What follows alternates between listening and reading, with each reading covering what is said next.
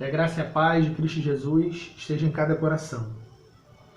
Escolhemos o texto do Evangelho de João, capítulo 1, propriamente dito, verso 14, para expor essa tarde. Vamos iniciar do verso 1, a gente se atém um pouco mais no verso 14. Meus amados, nós te agradecemos pelas tuas escrituras estarem abertas à nossa frente, que o mesmo Espírito que inspirou seja Ele quem nos esclareça essa tarde. Em nome de Jesus, perdoa os nossos pecados. Amém. João 1:1. Do 1 ao 5, ele explica sobre a eternidade do Logos, sobre a eternidade do Verbo, sobre a eternidade, vamos entender dentro de todo o contexto do livro, que João compreendia Cristo Jesus como a própria palavra de Deus, por quem o Pai fez todas as coisas e sustenta todas as coisas, por essa palavra de seu poder. O seu próprio Filho foi o agente pelo qual Deus fez todas as coisas e tudo é sustentado. Então João vai compreender, vai nos passar doutrinariamente que o Logos é eterno, tão eterno quanto o próprio Pai. O Logos, Cristo Jesus, é o próprio Deus. João, o apóstolo, nos ensina isso no capítulo 1. Do versículo 6 ao versículo 8, ele fala de outro homem, João Batista, que vai esclarecer ao mundo quem é esse Logos eterno, quem é Jesus. Vai anunciar esse Jesus entre os homens. Vai ser um arauto, vai ser aquele que vai aplanar os caminhos, vai subir vales, abaixar montes, para que tudo esteja aplanado, para que Cristo chegasse à terra. O verso 11 e o verso 12, ele vai dizer que esse Cristo veio aos que eram seus, mas os seus não receberam. Mas a todos quantos receberam, deu-lhes o poder de serem feitos filhos de Deus, aos que creem no seu nome.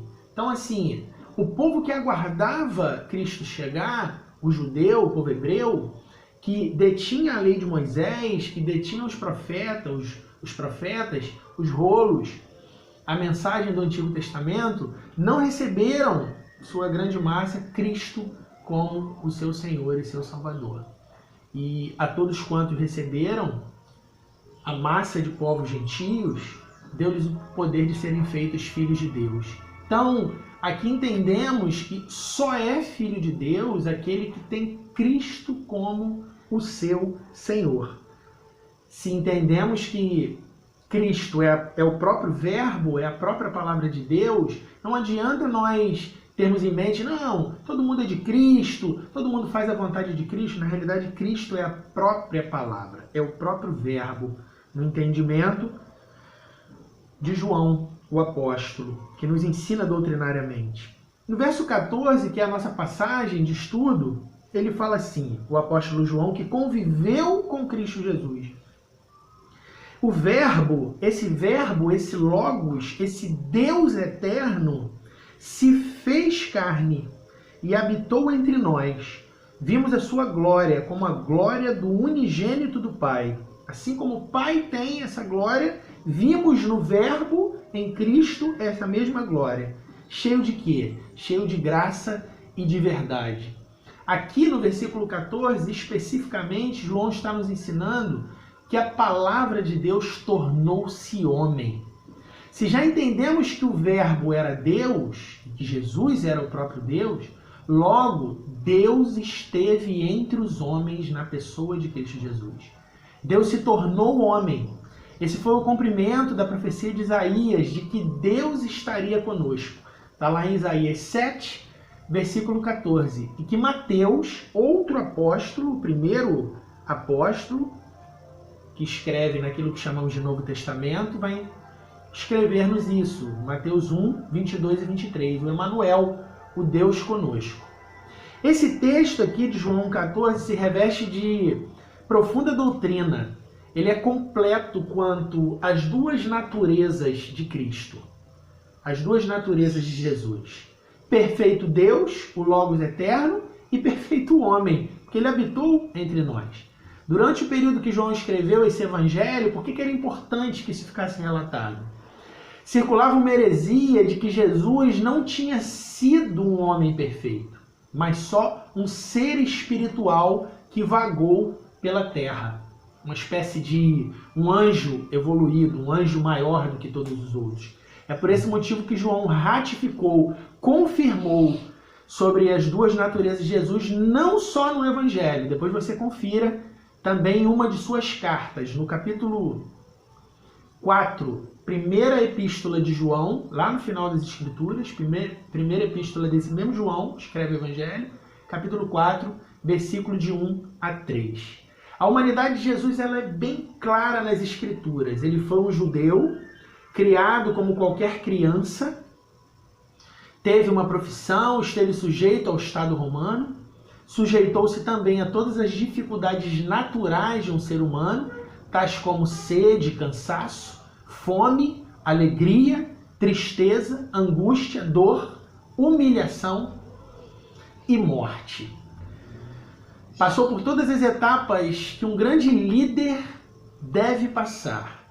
Ele é o advogado perfeito, pois sentiu a maior dor que um ser humano pode sentir.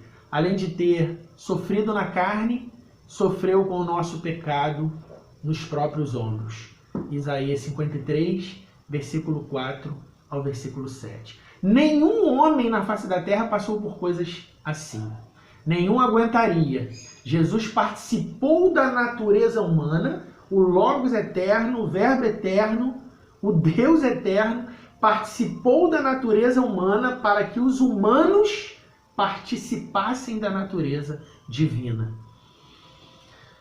Efésios 1, 22, 23, Colossenses 2, do 8 ao 10, versículo 13, versículo 18, versículo 19 e Hebreus 2, versículo 8 ao versículo 10. Perceba a profundidade dessa afirmação.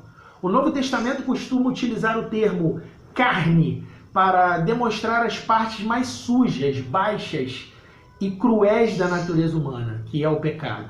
Deus condenou o pecado através da carne de Jesus. Romanos 8, versículo 3 e versículo 4.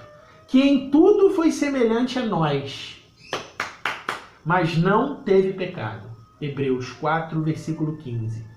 Ele habitou entre nós. A palavra grega que João utilizou aqui foi tabernacular, como se tivesse montado o tabernáculo na terra. Há quem entenda que João utilizou o texto do Antigo Testamento, onde Deus mandou que Moisés montasse a tenda da congregação para que a presença dele, Deus, estivesse ali. Êxodo 25, 8, 9 e Êxodo 40, 34. O templo de Salomão, que sucedeu o tabernáculo em Jerusalém, também era o local onde os servos de Deus se reuniam. E a glória do Senhor também visitou aquele lugar. 1 Reis, capítulo 8, versículo 10 e 11. No Antigo Testamento, o tabernáculo e o templo eram um lugar de culto temporário, dirigido por sacerdotes levitas. Dessa forma, o tabernáculo e o templo eram sombras, tipologias de Cristo no Antigo Testamento. Hebreus 8, do 5 ao 6. Em um pedaço de terra no deserto, que recebia a presença de Deus por alguns dias, tudo ali apontava para a pessoa e obra de Jesus. Agora, nesse texto que a gente leu, João estava explicando que o próprio Deus tabernaculava entre os homens. O próprio Deus estava ali. Não era mais simbólico, não era mais tipológico, não era mais momentâneo, não era um tabernáculo, não era um templo de pedras. Agora o próprio Deus tabernaculava entre eles. Em Jesus, Deus andou na terra. Esteve aqui por alguns anos. João explica melhor esse verso em sua primeira carta também. Ele viu e tocou naquele que era desde o princípio. 1 João 1, versículo 1 e versículo 2. A glória de Deus esteve entre os homens, vivendo e ensinando a sua mensagem.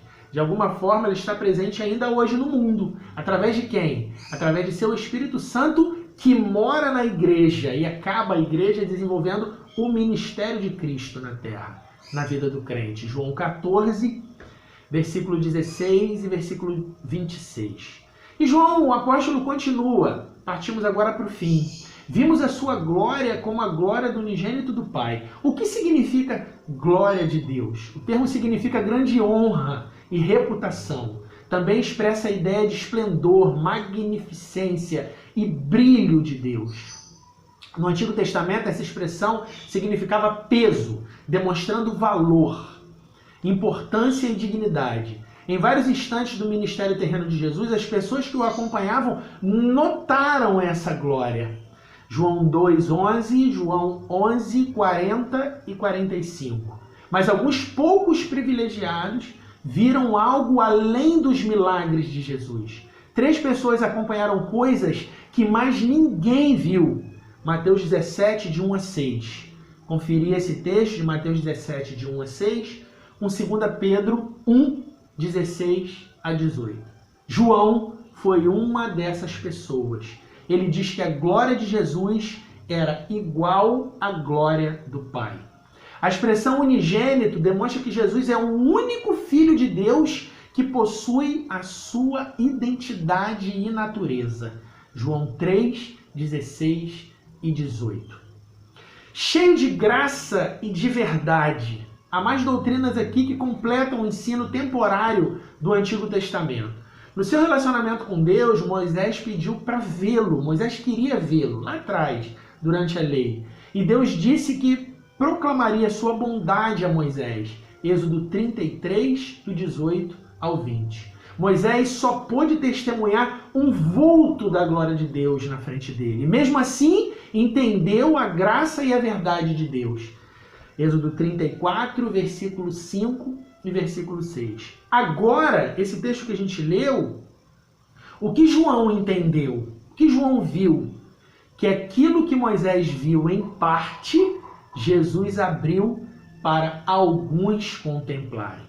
A graça se manifestou ao pecador para salvá-lo, mesmo que este pecador não tivesse mérito algum para entender e viver essa mesma graça. E a verdade seria a revelação do próprio Deus através de Cristo. Jesus se manifestou sendo a verdade que liberta, a própria verdade que liberta. João 8, 32 e 36. Mas isso só pôde ser compreendido na íntegra por causa da graça de Deus. Ninguém entenderia tão profundas e insondáveis verdades por seu mérito próprio. Efésios 2, 8 a 9. João relata-nos que foi o próprio Jesus quem nos escolheu. João 15, 16. Sendo assim, de tudo o que compreendemos nesse verso, notamos que, pela graça de Deus, o Verbo divino, que é a verdade que liberta, tornou-se pecado para nos salvar do próprio pecado. E só conseguimos alcançar tal ensino porque o mesmo Verbo divino é a própria manifestação da graça. Por isso, tudo foi feito por ele e para a glória dele. Esse versículo também nos traz uma curiosidade. Da mesma forma que Jesus foi perfeito homem e perfeito Deus, as Escrituras foram escritas por homens e inspiradas por Deus. Elas também têm dupla natureza. Isso não é coincidência. É fato planejado pelo próprio Deus. A natureza de Jesus não só se parece com a das Escrituras. Jesus é a própria Escritura. João 5,39. Ele é a verdade e a palavra é a verdade. João 8, 32 e 36, 14, 6, 17 e 17. Ele é a luz e a palavra é a luz. Salmo 119, 5, João 12, 46. Concluindo, ele é a própria palavra de Deus. João 1, 1 João 5, 7, Apocalipse 19, 13. E isso não se dá por acaso. A Bíblia é o próprio Jesus. Um abraço e fiquem com Deus.